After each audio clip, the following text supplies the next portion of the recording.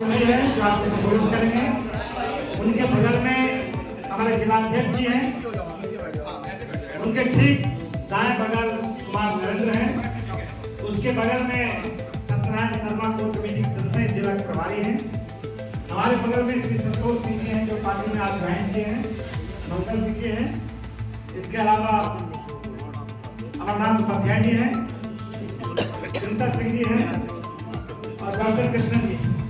अब मैं सीधे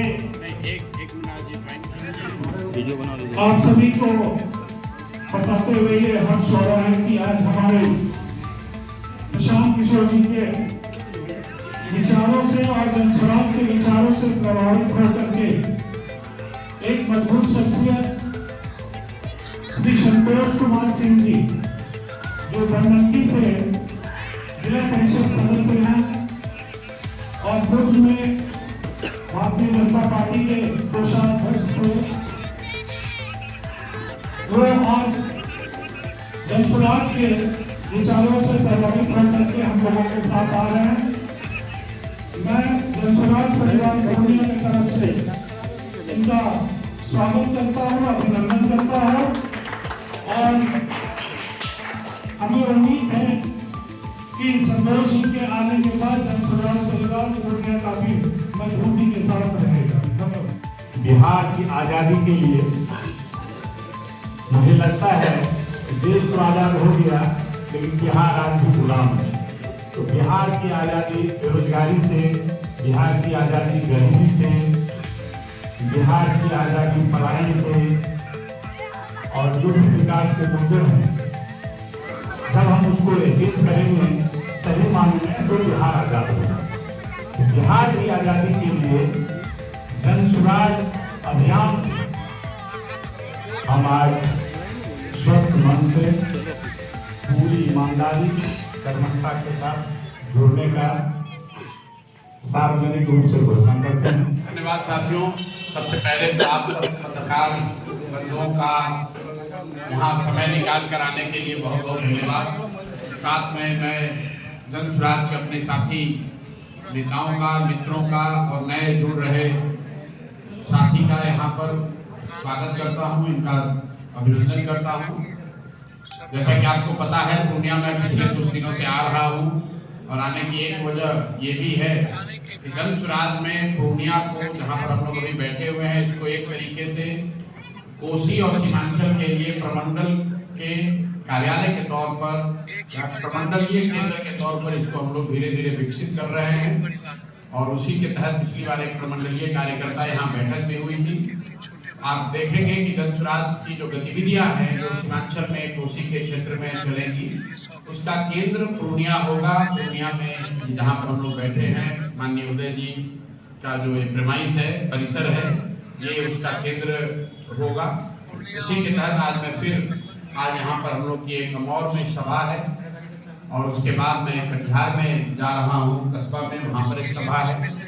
ये सभाएं हम लोग इसलिए कर रहे हैं कि जहाँ पर मैं पदयात्रा के माध्यम से नहीं पहुँच पाया हूँ, वहाँ पर जाकर समाज के बीच में छोटी सभाओं के जरिए जनस्वराज की बात, इसकी परिकल्पना, इस प्रयास को सीधे जनता को बताया जाए ताकि जनता इसको देखने, समझने, सुनने के बाद इससे जुड़े और बिहार में एक नई व्यवस्था बनाने के का जो ये प्रयास शुरू किया गया है, इस प्रयास से जुड़कर एक नई व्यवस्था बनाए जिससे बिहार में भी बच्चों के लिए पढ़ाई हो, रोजगार हो, बिहार भी देश के अन्य राज्यों की तरह विकास के रास्ते पर चले।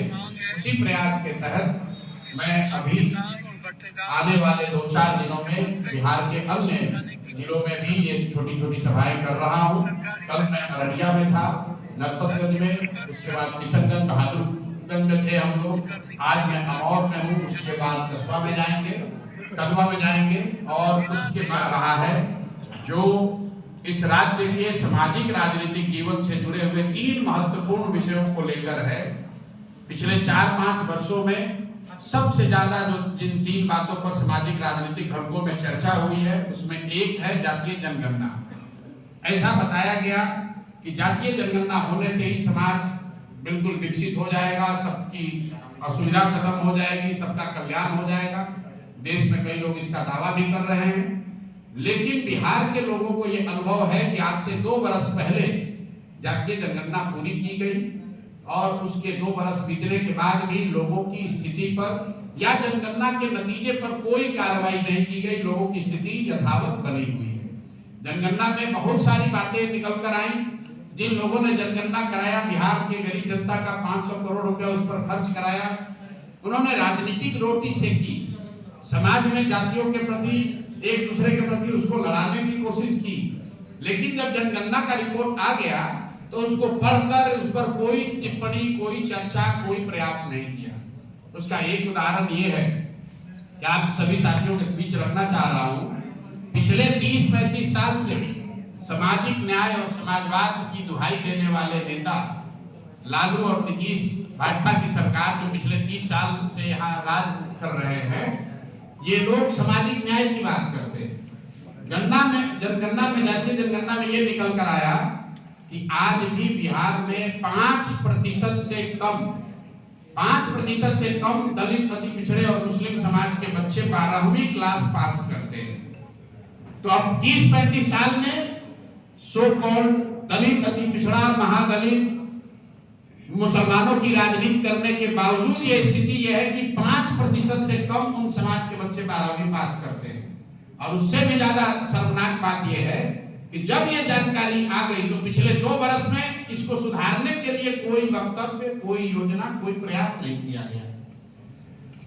जब ये जातीय जनगणना का रिपोर्ट आया नवंबर 2023 में, आप लोग भी भूल गए हैं, 24 नवंबर को 2023 को नीतीश कुमार ने, तब तेजस्वी यादव के साथ, जो उनके साथ सरकार में थे, उन्होंने ये घोषणा की थी कि जनगणना में कुल जो 94 लाख गरीब परिवारों को चिन्हित किया गया है सभी जातियों से, उन सभी परिवारों को 2-2 लाख रुपए की सहायता राशि दी जाएगी। हम लोग की जानकारी के मुताबिक आज तक 2 साल बीत गए, 2 बजट आ गए, अभी तक किसी को भी 1 रुपए का सहायता नहीं दिया गया। ये एक बड़ा विषय है, इसलिए हम लोग इसको लेकर बिहार के घर घर जाना चाहते हैं कि जैसे मोदी जी ने एक जुमला फेंका था कि हर परिवार को 15 लाख रुपए मिल जाएंगे, उसी तरह नीतीश कुमार और तेजस्वी यादव की सरकार ने कहा कि हर परिवार को जो गरीब है जातीय जनगणना में, जिसको चिन्हित किया गया है गरीब परिवार के तौर पर, उसको 2 लाख की राशि सहायता के तौर पर दी जाएगी। किसी को 1 रुपया नहीं मिला। दूसरा विषय है दलित, महादलित, अति पिछड़े, जो यहाँ पर भूमिहीन है, जिनको घर नहीं है, भूमिहीन है। उसके लिए 2008 में नीतीश कुमार ने एक योजना शुरू की। कहा गया कि हर वो दलित, महादलित, अति पिछड़ा समाज का व्यक्ति जो भूमिहीन है और जिसके पास घर नहीं है, उसको 3 डिसमिल जमीन सरकार की ओर से दिया जाएगा। अगर सरकारी जमीन नहीं है तो सरकार खरीद कर ये जमीन देगी। और आज 18 साल उस योजना के चलने के बाद कुल 2,34,000, ये सरकारी आंकड़ा है बिहार सरकार का, 2,34,000 परिवारों को ही ये जमीन दी गई। भारत सरकार के प्लानिंग कमीशन ने, जिसको हम नीति आयोग कहते हैं, उसने अपनी रिपोर्ट में लिखा है कि 2,34,000 में से 1,20,000 लोगों को ये जमीन सिर्फ कागज पर दी गई है। अंदाजा लगाइए, इस कार्यक्रम को जब शुरू किया गया था तो बिहार में 50 लाख दलित, महादलित, अति पिछड़ा समाज के लोगों को जमीन मिलनी थी। पेपर पर सिर्फ 2.25 लाख लोगों को मिला और अभी तक सच्चाई में 1,20,000 लोगों को ही ये मिला। तो ये एक बहुत बड़ा मुद्दा है। और तीसरा एक जो मुद्दा पिछले 4-5 साल से बिहार की समाज को राजनीतिक हलकों में चल रहा है, वो है भूमि सर्वे का। 4-5 साल पहले एक भूमि सर्वे शुरू किया गया। कहा गया लैंड भूमि सुधार के लिए लैंड डिजिटाइजेशन किया जाएगा, जमीन का मालिकाना हक तय किया जाएगा। पिछले 4-5 सालों में जमीन और राजस्व विभाग के द्वारा जितनी धन की उगाही की गई है समाज से, वो बिहार के इतिहास में कभी नहीं हुआ। चाहे वंशावली बनाने का बात हो, रसीद कटाने का मामला हो, दाखिल खारिज का इशू हो या जमाबंदी का मामला हो, इसमें 10,000 से लेकर लाखों रुपए तक परिवारों से लिया जा रहा है। और ये कहा जा रहा है कि जमीन का डिजिटाइजेशन और उसका मालिकाना हक तय कर दिया जाएगा। फरवरी में अभी बिहार सरकार ने रिपोर्ट जारी किया है। 5 साल के इस लूट के बाद सिर्फ 20% जमीन का ही अभी तक सर्वे किया गया है, डिजिटाइजेशन किया गया है। तो इन तीनों मुद्दों को लेकर जन स्वराज के लोग, हम लोगों ने तय किया है कि बिहार के 1 करोड़ परिवार के पास जाएंगे, उनसे ये पूछेंगे कि भाई तुमको 2 लाख रुपए की सहायता मिली कि नहीं मिली, क्या तुम्हारे जो भूमिहीन साथी हैं उनको घर के लिए 3 डिसमिल जमीन मिला कि नहीं मिला, और भूमि के सुधार के नाम पर, सर्वे के नाम पर हो रहे लूट में तुमसे पैसा लिया गया कि नहीं, और अगर उनकी सहमति होगी तो उनका हस्ताक्षर लिया जाएगा। 1 करोड़ ऐसे लोगों को 11 जुलाई से पहले हम लोग उनका हस्ताक्षर लेंगे और मुख्यमंत्री से 11 तारीख को ये 1 करोड़ हस्ताक्षर के साथ हम लोग मिलेंगे। अगर मुख्यमंत्री ने उसके बाद भी कोई कार्रवाई नहीं की तो पार्टी ने तय किया है कि अगले मानसून सत्र में हम लोग विधानसभा को जन स्वराज के परिवार के सारे साथी मिलकर घेरेंगे। इस पूरी कार्यक्रम की शुरुआत मैं खुद 11 मई को नीतीश कुमार के अपने गांव कल्याण बिगहा से ही कर रहा हूं। 35 वर्ष के नीतीश कुमार के राजनीतिक जीवन में आज तक ऐसा नहीं हुआ है कि किसी नेता ने हिम्मत की हो कि कल्याण बिगहा उनके घर में जाकर, उनके गांव में जाकर ये पूछे कि भाई पूरे बिहार का छोड़ो, ये तीनों चीज आपके गांव में उसकी स्थिति क्या है। तो 11 मई को प्रशांत किशोर अपने साथियों के साथ नीतीश कुमार के गांव कल्याण बिगहा जाएंगे और वहां घर घर जाकर ये सवाल पूछेंगे कि भाई बाकी बिहार की बात छोड़ो, आपको 2 लाख रुपए की सहायता राशि मिली कि नहीं, क्या कल्याण बिगहा में रहने वाले मांझी समाज के लोग, महादलित समाज के लोग, उनको 3 डिसमिल जमीन मिला है कि नहीं मिला है, और सबसे बढ़कर क्या कल्याण बिगहा में रहने वाले लोगों को राजस्व विभाग में अपने जमीन का काम कराने के लिए घूस देना पड़ रहा है कि नहीं पड़ रहा है। इस चीज को, इस योजना को हम लोग 11 तारीख को शुरू कर रहे हैं। आप सब साथियों को पता भी चलेगा।